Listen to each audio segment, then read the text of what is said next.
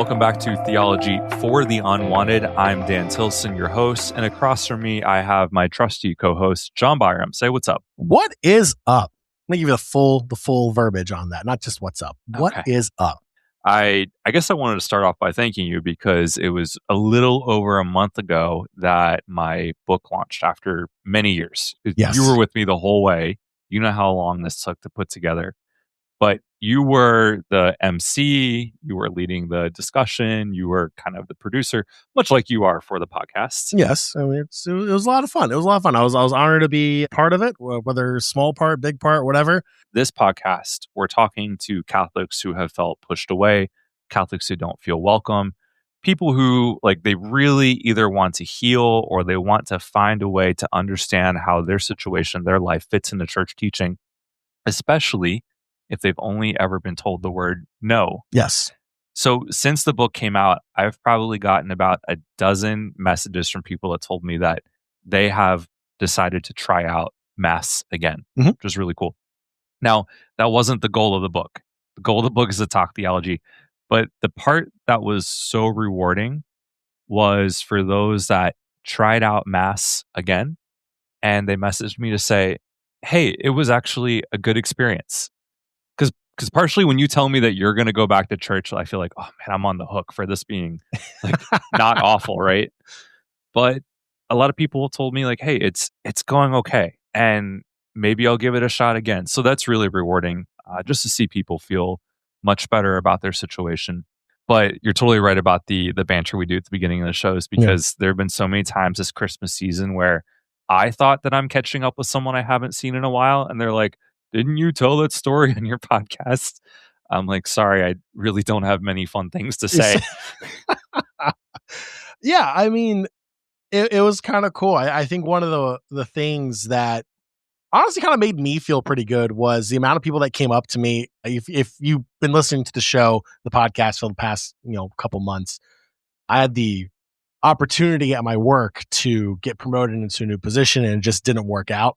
The amount of people that came up to me were like, oh, thank you for not taking that position. That would have been horrible. I was just like, wow, I wasn't expecting that, but it kind of felt nice, right? That I didn't realize that many people were worried about me taking that position, but at the same time, it felt reassuring that I did the right thing.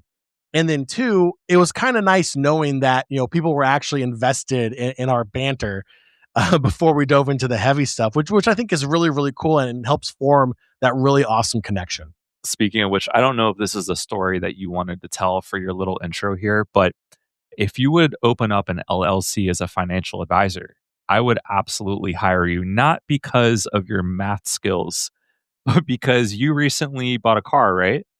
I was forced to buy a car, yes, because circumstances. But what did you do when you had to walk into the finance office and they started to pressure you to purchase their warranty? So when I came face to face with the devil himself, also known as the finance manager, I brought my laptop with me. For legal reasons, it's only an opinion. Yes, it is an opinion. No, I brought my laptop with me. And honestly, the sales guy I was working with said in his time doing sales, he's never had anyone bring a laptop, let alone an iPad or a tablet or anything to the table for negotiations. But not only did I bring it there, I brought it into the finance office and I used it against the finance manager, because what he was telling me, the numbers in my head were not adding up to the numbers he was spouting out. So I used a combination of mathematical equations, calculators, AI, and some other things to essentially fact check them. And I will just say this. If any car dealership tells you you cannot use your phone, your computer, or a tablet during these negotiations, don't listen to them, because it's super one-sided. They're using computers, they're using AI, they're using their formulations. Yeah. And they're going to tell you things that they want you to believe. They're very good. They are trained, as someone who works in sales also, they are trained to make you feel good about a decision. if this was my car, this is what I would do. If this was my wife's car, if this was my husband's car, this is what I would do. Cool, great, awesome. There's that human element that makes you feel more comfortable. But what they're not telling you is that extra $20 a month for your payments for that extended warranty that's only going to bump it out another 12 months is really an additional $5,000 on your 60-month loan, which is going to equate to thousands and thousands and thousands of dollars more. So it's insane, right? Like, you need to be able to fact check these guys, because otherwise you're going to end up spending a lot more money than you really should. Save that money. I don't see why not. I mean, it's not like a courtroom where they have a sign up that says no recording devices. I mean, these guys want your money. So yeah, and the best part is, in the Commonwealth, it's a one-party consent state. We are in the Commonwealth of Virginia, which is the best of the, I'm sure you don't know this, there are 6 Commonwealths in America. 4 of them are states. And I know that you were taught there are only 4 Commonwealths, but 2 of our territories are Commonwealths. Okay, so I know Kentucky's a Commonwealth and Pennsylvania's a Commonwealth. Massachusetts. And Massachusetts? Yeah. Is that it? Northern Mariana Islands, and then technically Puerto Rico, although in Spanish, I believe is something like free established state. But yeah. Oh, wow. So there's your American history lesson. I was close. I was close. What happened during Christmas break? Yeah, what happened during Christmas break? I had to go to, I work in politics, and part of the political obligations that come with the Christmas season is everybody hosts a party, everybody invites you, and then they take attendance to see whether or not you showed up. So it's kind of like when I was working with the Vatican at their embassy at the United Nations, they would have what were called receiving lines, where when an important person comes, they actually have a clipboard and they write your name down to see who showed up to like offer praise and who stayed in their seat. It's kind of like that in DC politics too. But at one of the parties hosted by the Mississippi State Society, not the university, but like the state itself, they had a raffle for a New Orleans Saints helmet. Oh. As you know, as a lifelong fan, I was like, yes, I want this. Was it a full-size helmet or like a mini helmet? No, it was a real full-size helmet signed by Jamal Williams. So I started opening up my wallet for raffle tickets. I think I bought 16 tickets before I was like, is this enough? And my spouse was obviously a little like, hey, stop spending money. We're buying a house. Like we don't need to just keep buying raffle tickets. No, you need to turn to them and be like, honey, house or helmet? I know, right? Why not both? Why not both? So realizing that I didn't have the discipline to stop, I bought 4 more tickets. And to kind of spite Chris / joke a little bit, I decided to take a photo of me putting these last 4 tickets in the cup because there were a lot of prizes you could pick from, but to put that in for this helmet. Well, they call my number when they're giving out the prizes, and I was like, yes. And they're like, you've won a beautiful pair of diamond earrings. And you can see like all 150 people in the room like confused clap. They're like clapping slowly, like, really? Well, he's not getting it for his wife. So I don't think Chris wears earrings. No. So I walked up there, thankfully, working in politics, I've known these people for a long time. And I was like, hey, I don't think that I put any of my tickets on this. Like, I've only had 2 glasses of wine. I know that I did not bid on earrings. And then it hit me. I took a photo. And so desperately, I pulled out the picture on my camera. And lo and behold, the winning ticket was among the 4 that I had out of spite taken a photo just for my husband. So I was able to show that to them and show the ticket being dropped into that bucket. And it was clearly in front of the helmet, in front of the Jamal Williams sign. And so they were able to correct it. And I took home a helmet, and now I'm also getting a house. There was a saying that you can't have your cake and eat it too. Done. Sounds like you have a helmet and a house. That's impressive. So I have to ask, what was Chris's reaction when you brought home the helmet? I had called him in the meantime, and he was relieved I wasn't bringing home the earrings. Because if I had spent all that money on raffle tickets for earrings, would have been a bad conversation. That would have been like, welcome home, have a seat. So we're all relieved. I love that. That's awesome. Okay. Well, all right, John, introduce today's episode for us. Yeah. So, throughout our experience of being able to do this podcast, there's been a lot of people that have reached out to us, whether it's through email, through the website, whether it's through our social media accounts. A lot of people means a lot of questions. And we always try our best to address those questions in any manner that they come to us. And sometimes we just get a lot of questions. And Dan, I believe we put out a feeler amongst our social media accounts for the podcast, Theo Unwanted. If you are not following, you should be. And we got a lot of really great questions, a lot of questions that overlapped one another. So we're kind of like squeezing some of them together because they're all kind of the same thing. But we got a lot of really good responses from a lot of listeners, a lot of followers, a lot of first-time listeners and followers. Yeah, I don't think we know how many questions we'll get through in this. Yeah, obviously, we want to try and give thoughtful answers. I love watching the grab bag episodes on Star Talk, which is Neil deGrasse Tyson, the astrophysicist. They're so fun. But the producers always complain that he takes 5 minutes to give an answer. Honestly, I like that. I hope that you guys like the discussion that we're going to have here, but we want to hear your questions. And if we can't get through enough, then we'll just do another episode. So, yeah. All right. Well, why don't you go ahead and start pulling some out of the hat? So we'll go ahead and pull this one out here. So here is one. I've been working with some disaffected Catholics who have worked for the church. As an example, one guy was a great Catholic school principal whose marriage crumbled. But when he began dating, he was told he would need an annulment. Oh boy. The annulment was not approved, and he was told to leave.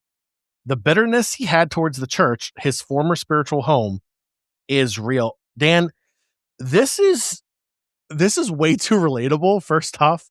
I think I mentioned it. I feel a little angry just hearing that. A personal story here. And again, if you've listened to the podcast early on, I mentioned this before, but my sister went through the process of annulment also. It's a very legalistic, theologically backed process. Well, I guess first explain what an annulment is. So you get married. Yeah, so you get married. So you have the sacrament of marriage. Right. You're married. So in order to get an annulment, which is the legalistic proclamation that the marriage was never valid in the first place. Because so we don't have divorce. Correct. But we do have, the church can say, well, hey, the conditions weren't there to set it first. And this one's actually just a little bit different because it's not like ordination or baptism. There's no indelible mark on your soul, right? Think about it this way. If your spouse dies, you're free to get married again. But the sacrament itself is sacred. And so the church wants to protect that and uphold that. And the outcome is when things crumble, because life is very messy, we don't just let you out of it like it's a contract. We have to have this whole process to investigate. Were the conditions for a marriage really there? Yeah. So there's this process. And my sister wanting to get married to her second husband had to go through this process because she wanted it to be legal in the eyes of the church, because she was also in the process of converting to becoming Catholic as well. So she was doing her due diligence, going through what she needed to go through. She reached out to her local diocese and went through the process. Now, it's a very long process. There's a lot of steps to it. There's a lot of writing. There's a lot of meetings. There's a lot of phone calls. And there's a monetary fee that's usually attached with it as well. Mm-hmm. But essentially, she couldn't get remarried in the eyes of the church until she received the annulment. Now, that was a 2-year process. Right. 2 years, and I believe $200 is what she had to pay to go through that process. And that's not necessarily 2 years from a divorce, which is the legal side. That's 2 years after you eventually decide to start the annulment, which often comes much, much, much later. Much later. For many people, decades after the divorce.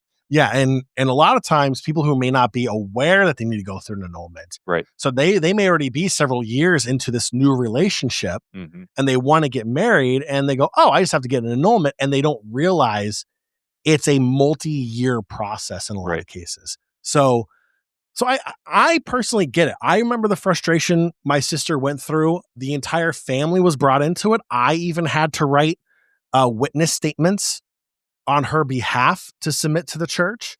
I mean, it involves a lot of people, and it can be a very draining process. And I can imagine that you went through a messy breakup, and now you want to be annulled in the eyes of the church and move on with your and life. move on with your life.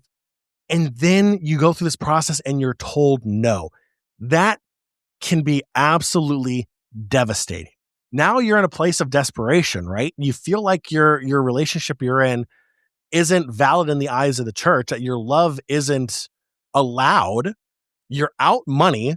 So you've already gone through a really tough period of your life. And now here you are paying money to go through this process just to be told no again. Like I can understand that would feel horrible. So theology never wants us to be stuck, right? I'm really heartbroken hearing this. And of course, there's two sides to every story. Yeah. I'm sure there's many layers to this. However, what I gathered was there is a person who dedicated his life to the church and to bringing up children in the faith, maybe not necessarily his own children, but many, many families of a parish, and bringing them up and fostering them to love the church. That in itself, there's so much to honor and to respect. Now, at the same time, so many of us, we have moments in our life where things just crumble. Happens to all of us. It might be your health. It might be your marriage. It might be your relationship with your parents, but things crumble somewhere in your life. And this is where I say the church has a real opportunity to be like Mary. You've probably heard many priests say, like, run to Mary, right? I don't think we take that seriously. I think as a church, sometimes we talk about Mary like she's a protectress, right? We run to her for protection. We run to her for validation, but we don't always really reflect on what it is that she went through. So we're at the new year. January 1st was the Solemnity of Mary, Mother of God. And there's a reading that we get in the gospel from Luke chapter 2. And the phrase that I remember is, and Mary kept all these things, reflecting on them in her heart, right? So like she's being set up for a lot of trials, being the mother of Jesus. My friend, Father Diego, he always shares his homilies with me, which is why sometimes they end up getting reposted with author permission on theologyfortheunwanted.com. He's a great guy. He really is. He's a moral theologian, so I love adding him to my reflections. But there was something that really stuck out to me in his homily. He was reflecting on the word symphalein, which is hold together in Greek. So Luke uses the words hold together. Mary is not just keeping these things in her heart, she's holding them together. It happens to be, apparently, because I don't speak Greek, but according to Professor Father Diego, the word for holding together and the root for symbol are the same in Greek. So Mary is acting as this symbol of things that are in contradiction, things that are crumbling, and she's just keeping them together, right? Like a good mother would. The opposite of the word for symbol in Greek is to scatter, diavolene. It's also the same root for devil, right? So you have Mary who holds things together, and you have devil who scatters, right? In both cases, we're talking about people or things or situations that are difficult, right?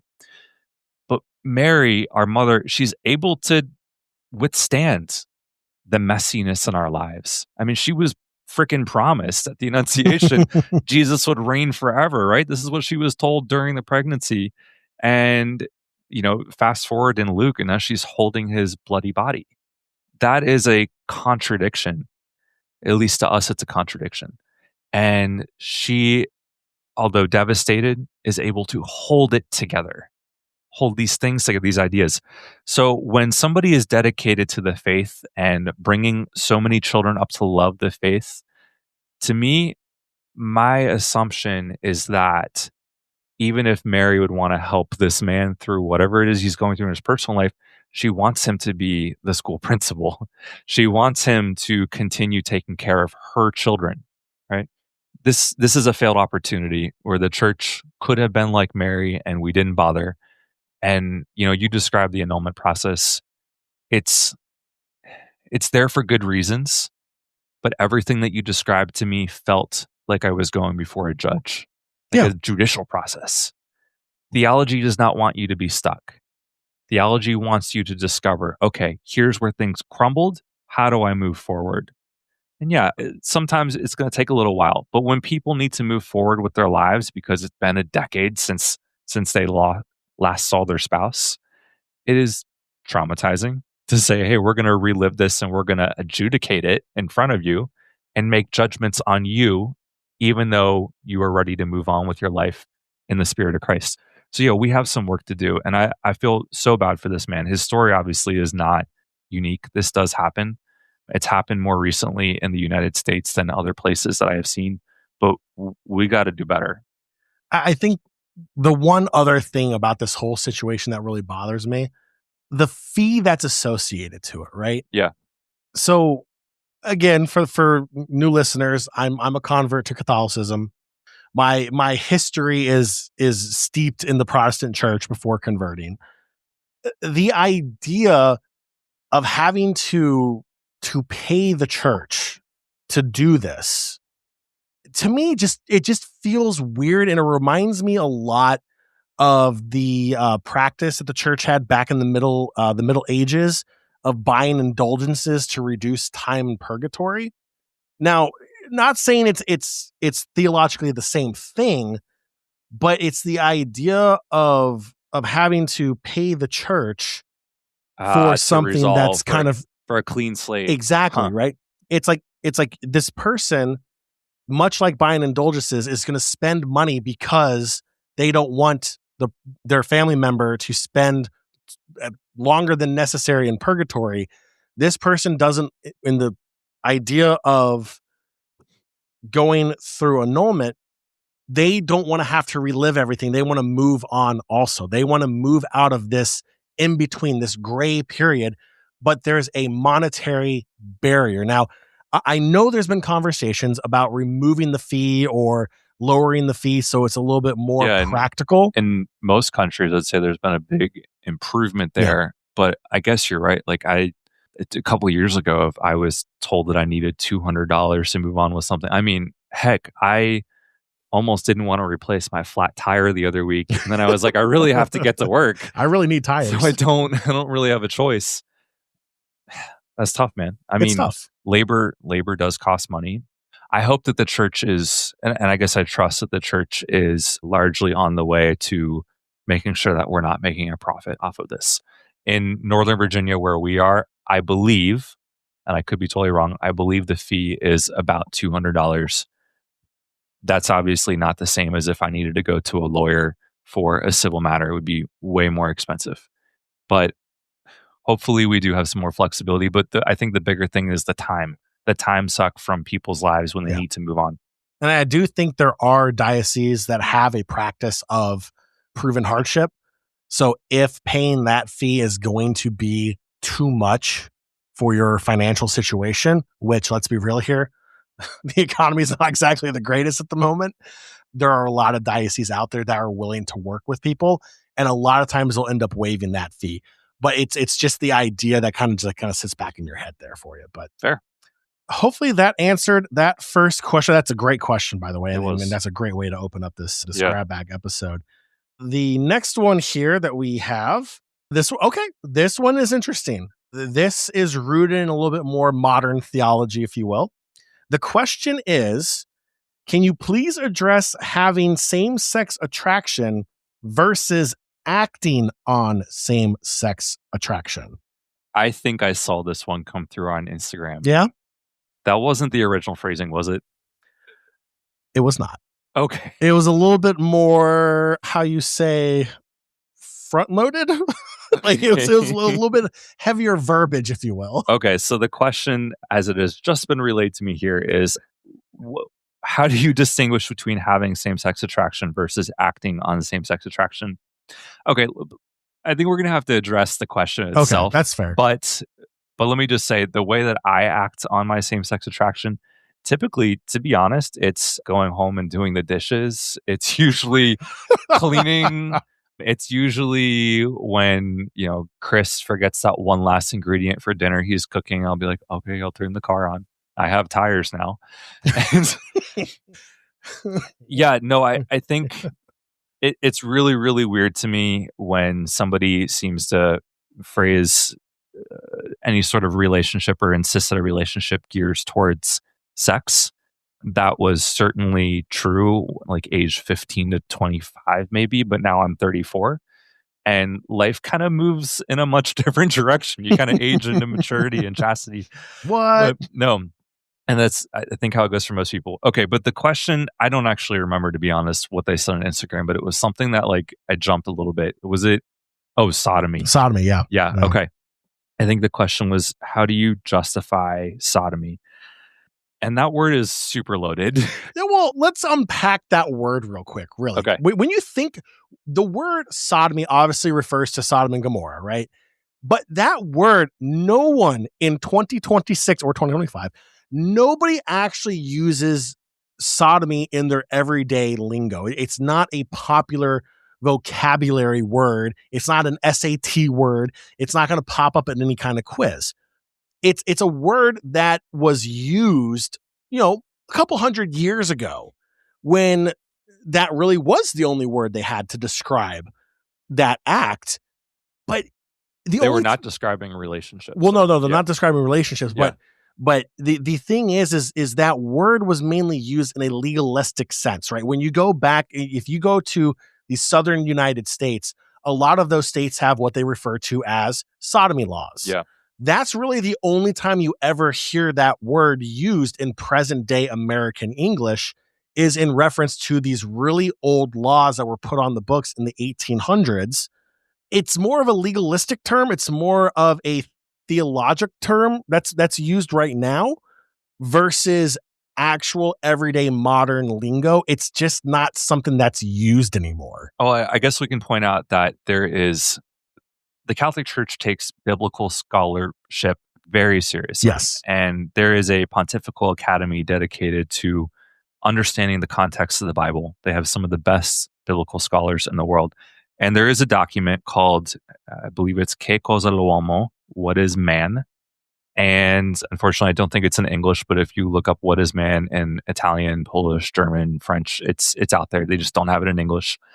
And it is very, very clear that scholars are essentially a consensus that what Paul was referring to in Romans and Corinthians, there is no concept of a relationship. He is describing very specific either practices of what he saw a pagan community, or he's referring to lust being acted out in a certain way, but we're not talking about like relationships. Mm.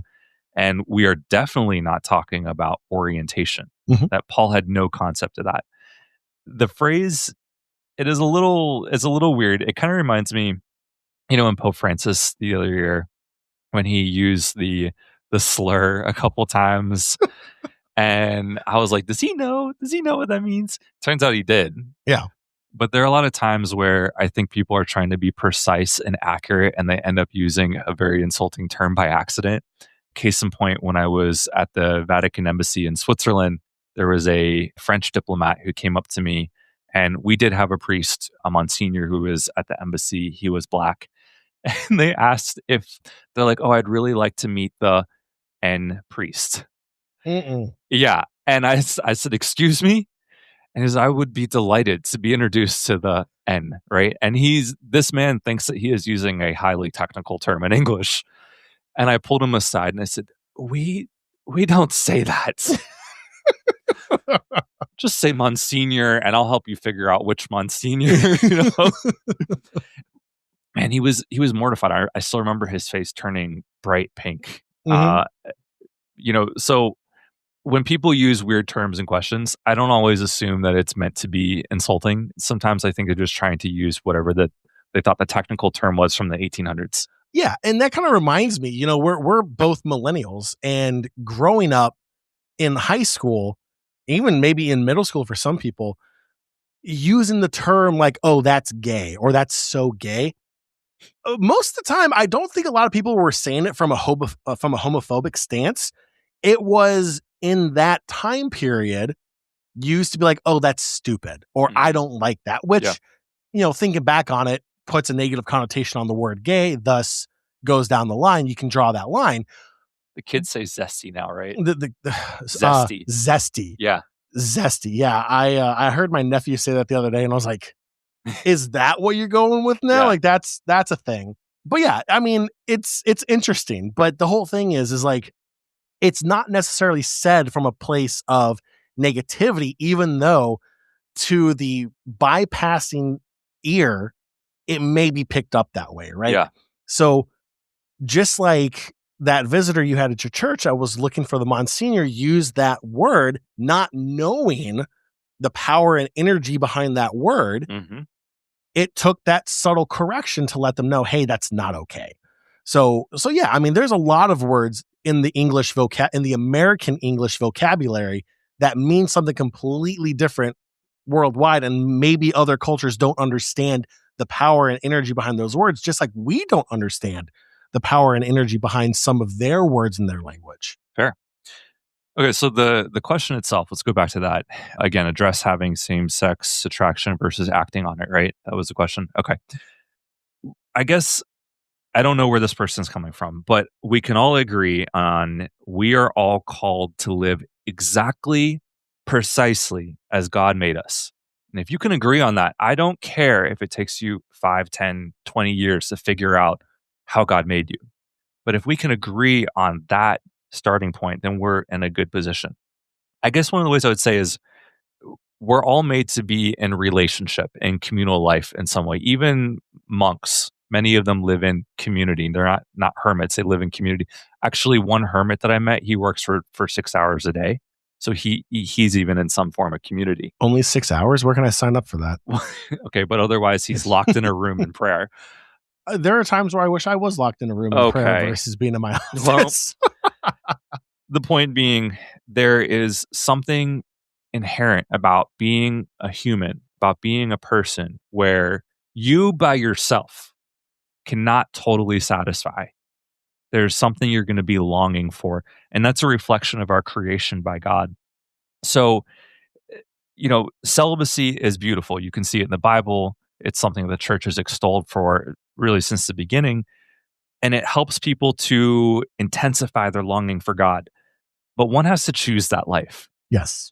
And the scenario that we plausibly have here is somebody realizes that they're gay. God made them gay. This is how I feel. This is how my experiences and the way that I interact with people is partially colored through this one particular trait. Well, then they're being told that, okay, well, then celibacy is your only choice. That's not really a choice. It's not a choice at all. No. So the question for theology is, because it's still fairly modern, it's super modern to understand the idea that somebody may naturally be gay. The assumption for the vast majority of human history, certainly Catholic history, is that your sexual orientation is either a rebellion or a choice. And there were a couple centuries where we referred to it as a preferred type of crime. Like, some people do drugs and other people are gay. And that's where gay mafia comes from, right? The term gay mafia, right? No? Yeah, I guess so. Be gay, do crime? Maybe the person who wrote the question here can inform us better. But the point is, the question as it's worded, quite frankly, is not something anyone ever thought to ask before the 1980s, right? Like not long before you and me. So the idea of saying, well, I'm gay, but I can't act on it. Like nobody even said those words before 1980, probably even more recent than that. Yeah. So the church has been showing a very clear shift over the decades. We're trying to move beyond this idea that sexual orientation is a biological event. It's relational, right? And that's really where theology has its expertise. It's in relationships. Not even psychology. Like theology is the expert. Like God created you for relationships. What does that look like for you? And that has generally been the Catholic starting point. It's just that we've had all these biases and these lenses put on top of it. So I don't know. I don't know if that answered their question, but I'm not sure that there's something necessarily to address. I think this is something that is kind of being sorted out quite naturally. And as long as you are trying to figure out how did God create you, specifically you, and how is it that you relate to others in a healthy and stabilizing way Mhm. without trying to possess them. Yep. Right? Because lust is really just a form of possession. Mhm.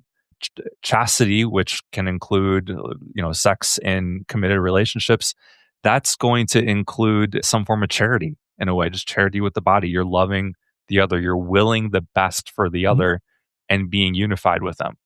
So the church is starting to be a little less shy. They're not blushing as much as we used to. And we're just starting to be honest about what it is that people are experiencing. Yeah. I mean, and also at the end of the day, right? If you're creating the image and likeness of God, if you're suppressing what God made you to be, then in a way you could make an argument that you are rejecting God's creation, Mm-hmm. right? You are saying, no, God didn't make me this way. I'm rebelling against this because, I'm being told this is wrong, even though I firmly believe I'm creating the image and likeness of God. If you're created in the image and likeness of God, you are perfect in the eyes of God. Simple as that. Love yourself, be who you are, be your authentic self. And that's all God wants you to do is to love yourself, is to love your neighbors, to love him and be authentic. Can I just point out, has nothing to do with the question, but because I brought up charity a second ago, Mhm. so I'm going to reference myself here. The Eucharist is inherently relational. Yes. Okay, we've unfortunately, in more modern culture posing as traditional, we have made it somewhat of a private devotion, right? Like you stand in line, you put your hands out, you say amen, you put Christ inside you, you go back to your pew and you kneel and you pray. That is not a theological way to look at the Eucharist. St. Thomas Aquinas said that the effect, the virtue of the Eucharist is unity. Not unity with all the people that agree with you, but unity with everybody that is receiving the Eucharist, the people of God. So when you stand in line to receive the Eucharist, you have to approach it with what Aquinas says is a charitable approach. Otherwise, you're rejecting the miracle. And so when you receive the Eucharist and you know that your Lord has now entered your body and you're a tabernacle, I would invite the listener to pray and say, okay, Lord, show me the people around me that you want me to be united with, because that's the miracle of the Eucharist. It's the effect of the Eucharist. Show me the people you want me to be united with, especially those with whom I have absolutely no idea how to understand what it is that they're going through, right?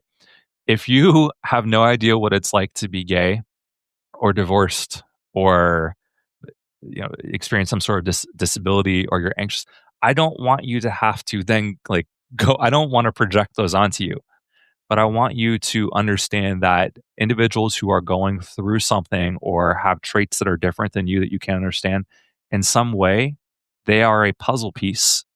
And until you have filled out the puzzle, you have not really received the Eucharist fully.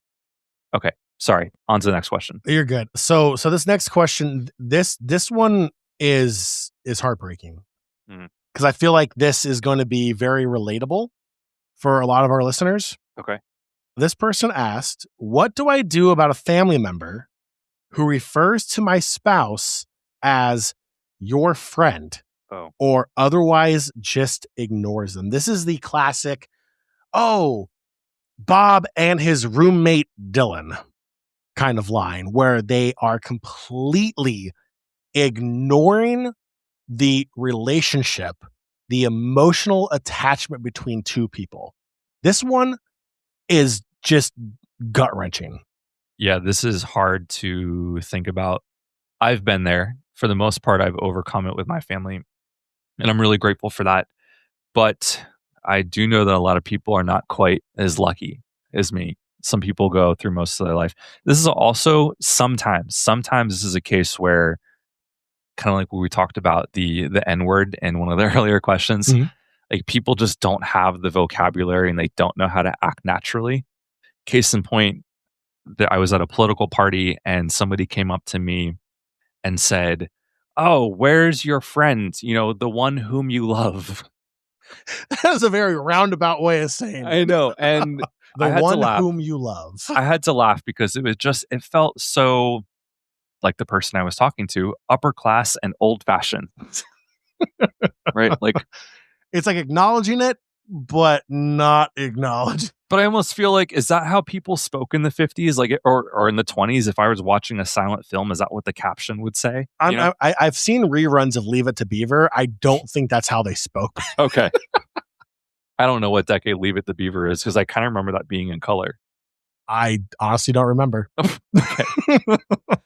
So sometimes this is a situation of the person has never said this word out loud for themselves, even outside of talking to you, and you got to look on your face. 57. Is it in color? I don't Both. know. Both. It was black and white and color. Okay. Yeah. Yeah, you know the Wizard of Oz is in color now? Like, they went back and they're like, we're going to fix this. Wick is in color too. It's great. True. So anyway, sometimes you can just kind of break the ice a little bit. And you know what? That takes a lot of courage. It does. I can almost feel the anxiety as I'm talking about this when I confronted some family members and was like, hey, when you decide to get over your awkwardness, you'll decide that life doesn't have to be as hard as we've made it. That things can be really, really good when you understand. But you mentioned something that actually, I think maybe right after you read the question. Why do people have a difficulty recognizing the depth of a relationship? Like, we're really good at identifying sin, and we are really bad at identifying virtue and things that are healthy. I think it comes down to the idea that obviously family, for the most part, I'm not going to say this is in every situation, but family for the most part is going to be there to support you, right?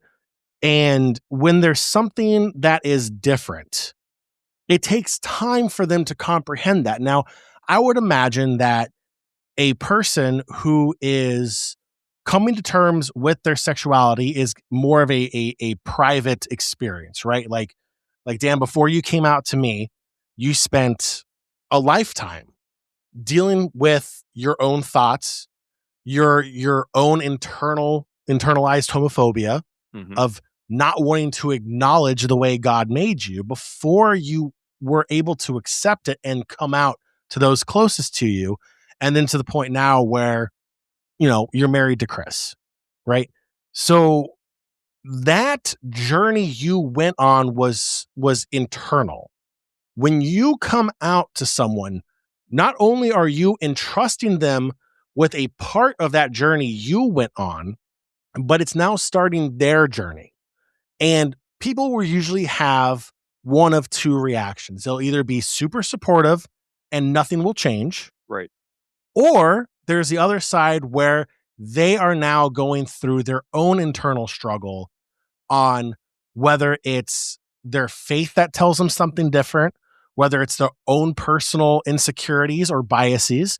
They now have to go through this journey of acceptance themselves on where this person now fits in their life. Is this going to be something that they're going to be able to be a part of and support? Because at the end of the day, love is love and we're here to support one another. We're a community.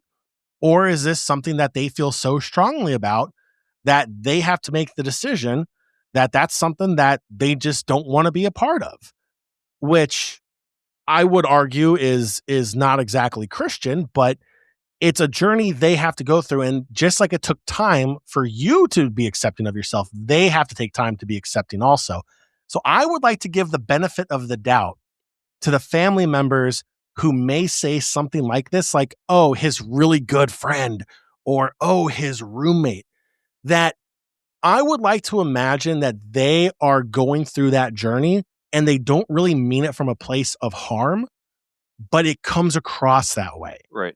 I would imagine that a family member who has loved and supported you your entire life, when you hear those words come out of their mouth, your friend, it's like a dagger. It's them not acknowledging the love, the connection, the relationship that you have between your boyfriend, your girlfriend, your spouse, who, whatever that person's relationship is to you, they're not acknowledging it.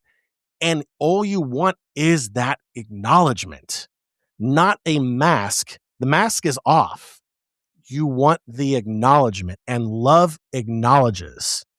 I'd love to hear from listeners on this. John and I obviously do our best to read and often respond to.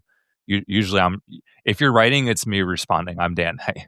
Yeah, I will ask Dan permission to respond sometimes, but mostly it's Dan.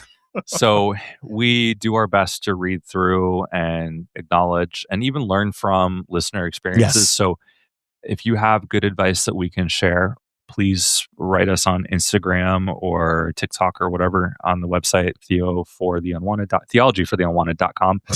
You can find the contact page. But this is an important one, and I know it impacts hundreds of the people that are following us. So give us your advice. I don't know. I could go into theology on virtue, but this is just a very human one. So, no, how about this? This is another opportunity for the church to be like Mary, right? She holds things together. Things crumble, and she wants to hold them together even when they feel like lost causes. Yeah. So you have Mary, the hold together in Greek that we talked about earlier, versus the devil, the one that scatters. I really pray and hope that your family can follow Mary's example. And until then, we will take listener advice. I'll say this, and this just may be my pettiness coming out a little bit. Okay. Because I can be petty from time to time. I'll fully admit this. You know how, like, when people say, when you tell them something, they might not agree with them, like, oh, well, I'll pray for you. Oh, yeah. Flip that baby around. Flip it around and just be like, oh, you're a really good friend. You mean my boyfriend? Yeah, I'll pray for you. Flip it around on him, because I tell you what, there's nothing. I don't know how I feel about that. You know what? That's just me being petty. I'm not saying that's good advice or not. That's just, I think that would be ironic. Okay. If anything. Pettiness for the unwanted. Pettiness for the, it's a new spinoff podcast. Yeah, go reserve the domain name for that right now. I'm not going to do that. Let's go ahead and move on to the next one here. We got some really good questions here.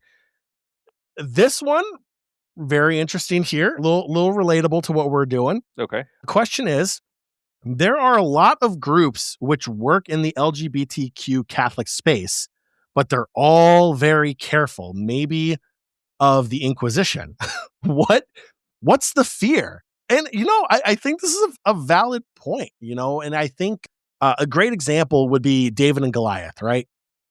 Goliath being the church, David being the LGBTQ groups out there striving for acceptance within the church, for the right to be able to go to mass and sit in the pew without getting that trademark Catholic side eye.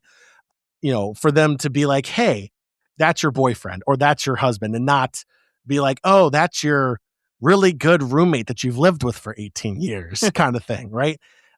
I don't know if we put on the same level as the Inquisition, but I understand what the question's asking, right? Like, it almost feels like you have to be delicate, like you're walking on eggshells, that you want to push boundaries, but you don't want to push them too far. So, okay, I see Inquisition, right? Yes. And probably a week ago, I had posted about John Paul II, and I made an example about how he really, really developed really church teaching on the identity of women, and how being made a woman is, of true equality in the sense that you're made in the image and likeness of God. And I think in the post I had made the case that was a dramatic shift from where the church had been formally centuries ago. Somebody wrote me on Instagram, and they were very, very thoughtful about it. But I remember they kind of gave a counter to, well, you're misinterpreting like the culture of the time and then he said something, and I said, interestingly enough, what you just said is an exact quote from Galileo in his defense when he was facing the Inquisition. So, but now that I am playing this back in my head and removed from this for like a couple weeks, I did not mean to be petty if I came off as petty, so I apologize. Petty for the unwanted. Yeah, I know, right? Coming soon. Okay, so the question was, you got LGBT groups, they're ministering, or we're taking them at their word that they're ministering, and they seem to be holding back, right? We are freaking plagued with fear in the church. From all of my years doing stuff with Rome, with volunteering with the church in various capacities, the one thing I've observed is that the church does not reward people, generally, does not reward priests, administrators, anyone for taking risk. If you want to get promoted in your career and not be punished and sent off to like that rural pasture in Alaska, then you are going to keep your head down low. You're going to have grace filled homilies. You're going to not rock the boat. And so, a lot of the times, the people that are making waves in the church, they had shut the heck up until they got promoted. And they're like, okay, now we're going to do better. I have a lot of thoughts on whether or not that is right or wrong, but it is what it is in a sense. And I pray that we do better. But this kind of reminds me of, I guess I'll say this. The fear that's being described in the LGBT ministries, it's everywhere, right? Yeah. There is a parish in the DC area that had a homeless woman knock on the door, an elderly homeless woman knock on the door. And the parish priest is not from the United States originally. And so he was like, no problem. We'll pull out a cot. We'll give you a place in the, well, think about it. There's thousands of homeless individuals in the DC area, probably more than 10,000, realistically. And you start giving one person a cot, well, your churches are going to be overrun. But then secondarily, you have the safety concerns, right? You got people living in a parish. You have parishes tend to be staffed by women, and they may be there at odd hours of the night or the day preparing things for Sunday. And they are unlikely to feel comfortable, right? If there's a stranger that we don't actually know, they just came off the street. And then finally, there's the insurance issue. Insurance gets a lot of parishes, right? Yeah. Where they're like, ooh, we could be charitable, but whatever insurer says that's a bad idea. And they're right. It is often a bad idea. But we are called theologically to take risk. Father James Keenan, he's a moral theologian at Boston College. He says, mercy is the willingness to enter into the chaos of others. Beautiful. We just freaking celebrated Christmas, right? Like that was God deciding that it's really messy on this planet and it's time to go down there and do something about it. But not just to correct us like an angry discipliner, but to live amongst us, to feel it, to experience the pain. So I see this fear everywhere in the church. I don't just see it being an LGBT issue. I will say our theological training in English-speaking countries as far as sexuality goes is very, very reserved. I feel like the church was burned, or felt burned, I should say, during the sexual revolution of the 60s. And then you may not remember this, but when all the sex abuse scandals came to light 25, 26 years ago, like when it really came to light and they realized the scale of this, everyone else around the world thought it was just an America problem. Now, we've since learned that it's basically, it is everywhere, and almost everyone's realized that. So from Ireland to South Africa to Australia to France, they've realized that this is a big issue. But the church in the United States feels scarred in some ways, meaning like the administrators of the church feel scarred deeper than others, because for a while, everyone thought it was an America problem. So I think just inherently, we are scared to death to enter into the chaos of the lives of people who feel unwanted in church, especially LGBT. That's where we come in. The listeners, you and me, John, we come in. We have to help the church enter into this chaos, because until you do that, you can't know the fullness of truth. All right. I want to get through a couple more questions here before we wrap it up here today. This next one I like. Okay. Because I feel like this is super relatable. You don't have to be a gay Catholic. You can be an ally. You can just be a person who doesn't like to hear bigotry and relate to this question. The question is, what do we do if someone says something homophobic in church? Should we wear rainbow crosses? Now, look, wear what you want to wear. I get a lot of flack sometimes because I'll wear a towel cross to mass, but that's just me living out my Franciscan spirituality. But a lot of people will be like, what is that? Like, they may not recognize it right away, but it's a conversation starter. So maybe wear a rainbow cross, but pause. Okay, I'll pause. Seconds before we began recording tonight, I saw a notification on my phone. It was a comment on TikTok. Okay. By the way, I've developed a really thick skin. Okay, a really thick skin. Really? However, this one made me chuckle. Karina commented, LGBT should be welcomed as long as they respect our dress codes. So what are the dress codes? Yeah, I was about to ask that because like I've been to parishes that are like t-shirt and jeans.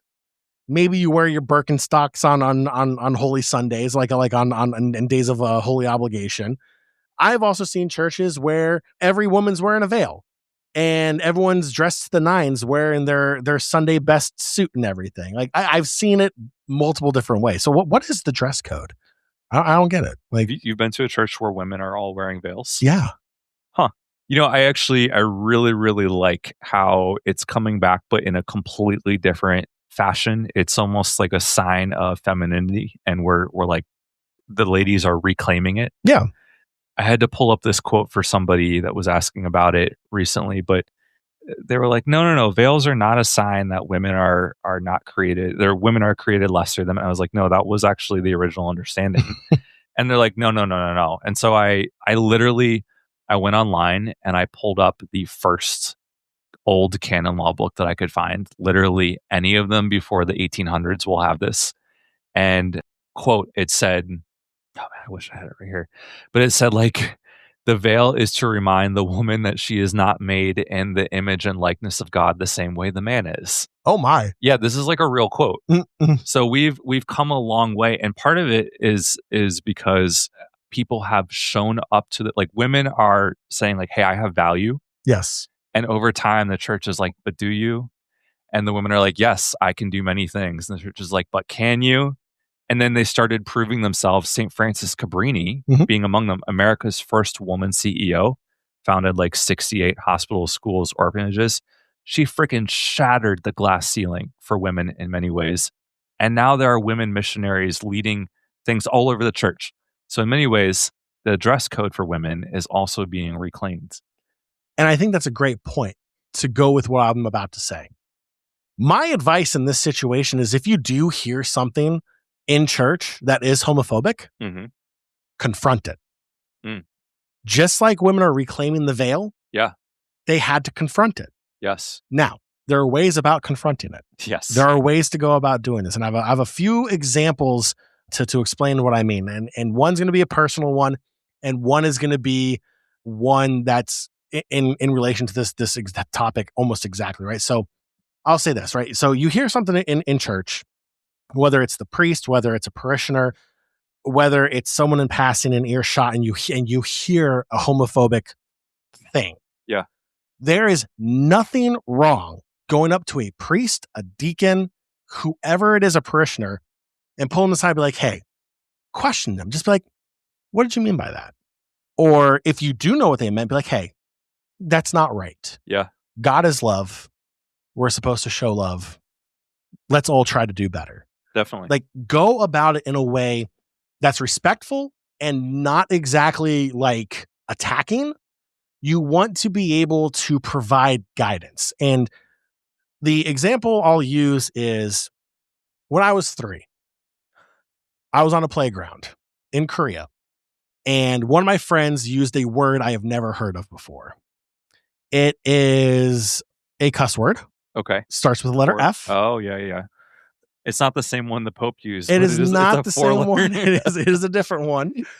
But I didn't know what it meant. And I had no clue it was a bad word. So when I came home, my mom asked me how my day was playing on the playground. Those days, playing on the playground. That's all you had to worry about. I came home. She asked me how my day was. And I looked at her with a smile on my face and I said, F you. Not knowing what I just said. And my mom, having the incredible grace of a saint, looked at me, holding her rage back, and goes, John, she actually called me Jonathan. She doesn't call me John. She goes, Jonathan, do you know what that word means? And I looked at her, I said, nope. She goes, well, we probably shouldn't use words that we don't know what they mean. And it made sense. 3-year-old Jonathan was like, you know what? That's a good point. I never used that word again. until third grade. But the point is that she could have yelled at me. She could have scolded me, but she chose the calm path. And because of it, for the next several years, I never said that word again until I learned. Grace ends at third grade. Well, I never said it around her. I will say that. So, but that's an example. The other example that comes to mind is when you take a look at the Catholic Church, right? It's an established organization, right, with this thought process that you can say certain things and it's fine because we all believe the same thing, right? There's an NFL player, Carl Nassib. Nassib? I believe I'm pronouncing his last name right. He's retired now, but he was the first active NFL player to come out as gay. This guy is no slouch. He won the Lombardi Award in college for the best linebacker. He went to Penn State, which is known to pump out linebackers. Like, this dude is a damn good football player. He played on the Browns, the Bucks, the Raiders, and then back to the Bucks again before he retired. But the thing is he was questioning whether he could actually come out in the NFL. And he told a story that I recently came across. He was playing against a team when he was on the Raiders, because that's when he came out. And he yelled to the team that was on offense. He played defense. He yelled, "Stop running that gay ass sweep." So the sweep plays when you run out to the far side with the running back. And they were having a hard time stopping it. So he yelled at them, "Stop with that gay ass sweep." And an offensive lineman on the other team turned around and said, big dude. We're talking 6'7", 350 pounds, turned around, pointed at him and said, "Hey, you can't say that." And then turned right back around. Carl said that was the moment he knew the NFL was ready to have an active, openly gay player. And he came out later that season. Wow.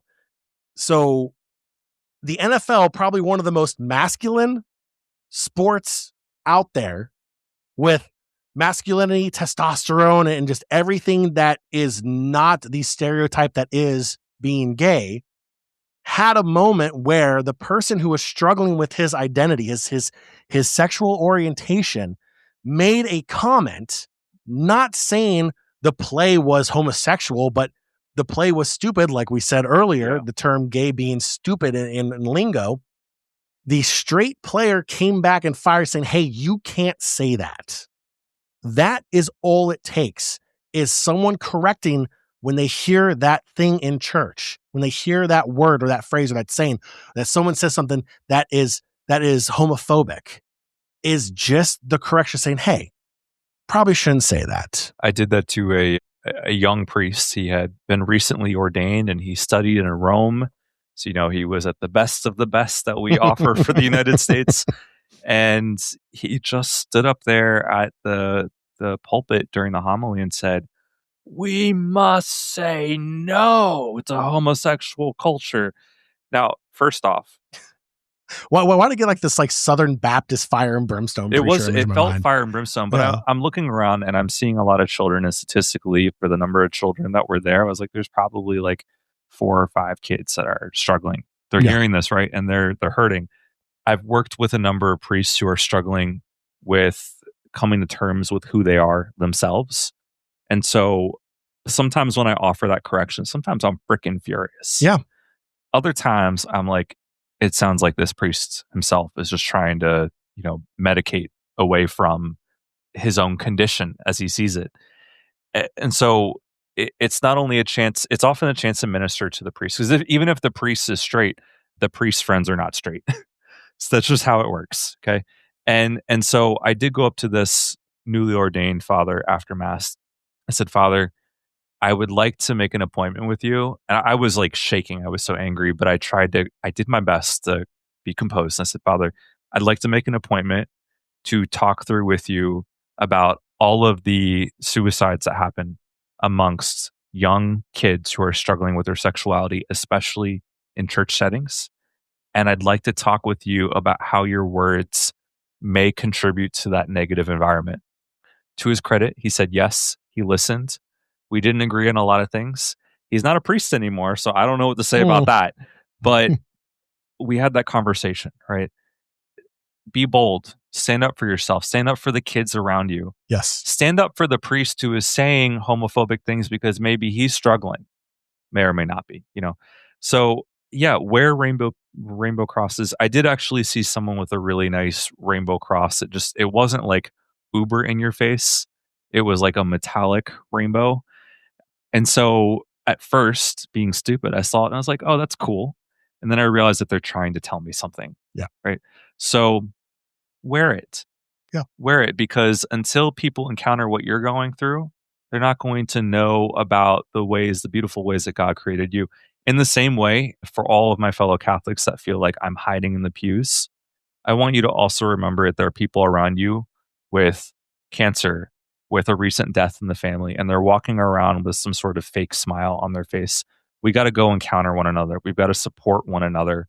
I don't know if that's where you want to end this show tonight, but we can overcome, and certainly LGBT Catholics being open is a step there.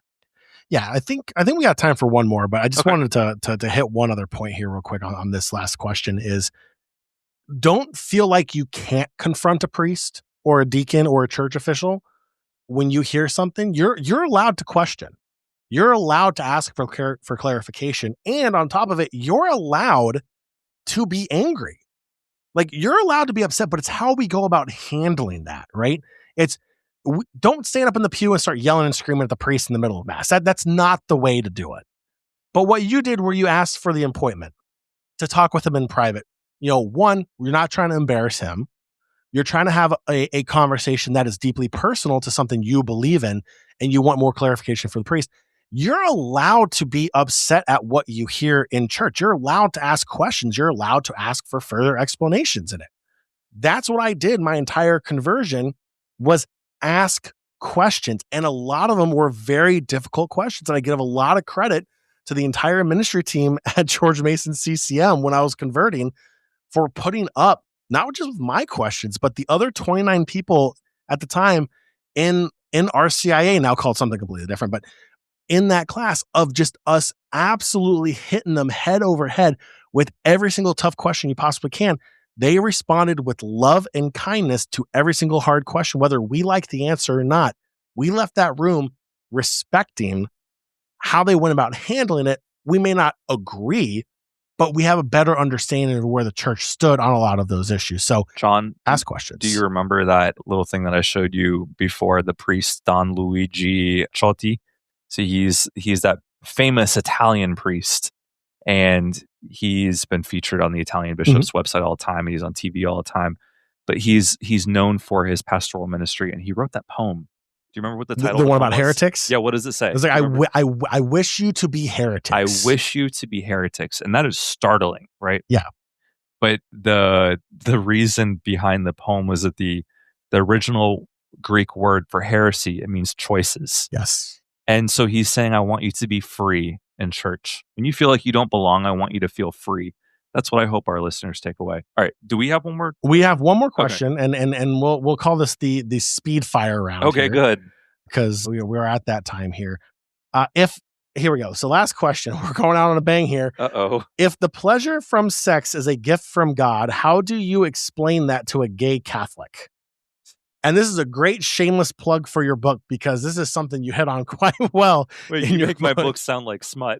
No. This is not one of those books. It's not smut, but like, you address this very idea of like a purity culture, if you will, in the church, and you do it incredibly well in your book. But I'm going to turn this one solely over to you, because I think you can explain this a lot better than I could ever even imagine. Okay, so I do hope that if you haven't gotten already, you can go on Amazon and get Theology for the Unwanted. It's a short book. It's only 128 pages, and it was written very intentionally to be readable and relatable for folks that feel like they have been pushed away by their parish. And shout out to everyone who's already purchased it. And look, if you've purchased it, I want you to write to us on the website, email us, reach out to us on the app, on any of the social media accounts that we have.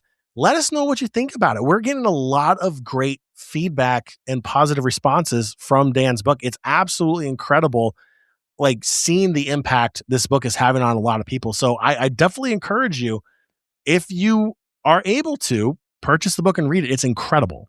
I appreciate it, man. So, okay, I'll try and make this a very, very short answer.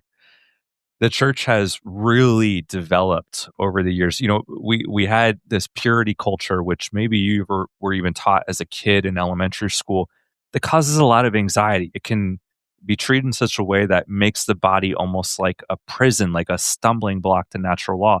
That is not a correct understanding of chastity, which is extremely important. What I will say is that for the longest time, the church would overemphasize how sex and the pleasure from sex, it's really just for procreation, for having kids.